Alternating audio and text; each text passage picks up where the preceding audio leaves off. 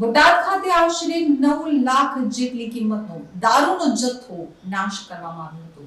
બોટાદ ખાતે આરટીઓની કચેરી પાછળની સાઈડમાં વિવિધ ગુનામાં પકડાયેલ આશરે 9 લાખ જેટલા દારૂની બોટલોનો આજે નાશ કરવામાં આવ્યો હતો, જેમાં ઇંગ્લિશ દારૂ તથા બિયર તેમજ અન્ય નશાકારક દવાઓ મળી કુલ આશરે 9 લાખની કિંમતના દારૂનો નાશ કરવામાં આવ્યો હતો।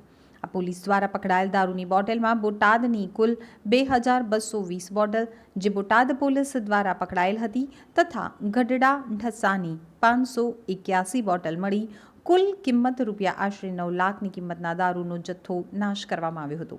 આ કામગીરીમાં બોટાદના ડીવાયએસપી તથા પોલીસ સ્ટાફ તથા મામલતદાર તેમજ સરકારી કર્મચારીઓ હાજર રહ્યા હતા। બોટાદ પોલીસ દ્વારા જે ગેરકાયદેસર IMFL છે તે પકડવામાં આવતો હોય છે, તેના મુદ્દામાલ નાશની જે પ્રક્રિયા છે તે કરવામાં આવતી હોય છે।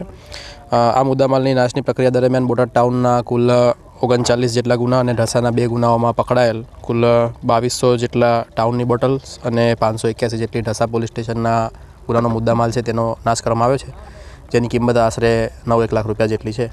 તે કાર્યવાહી આજે અન્ય એજન્સીઓની હાજરીમાં તથા સરકારના તંત્રની હાજરીમાં કરવામાં આવેલ છે। આ નશાકારક જે એમાં વિવિધ બોટલો છે, એમાં કઈ કઈ વસ્તુઓ નાશ કરવામાં? આ જે IMFL છે તે કહી શકાય અને જે ગેરકાયદેસર રીતે પકડાયેલો હોય છે।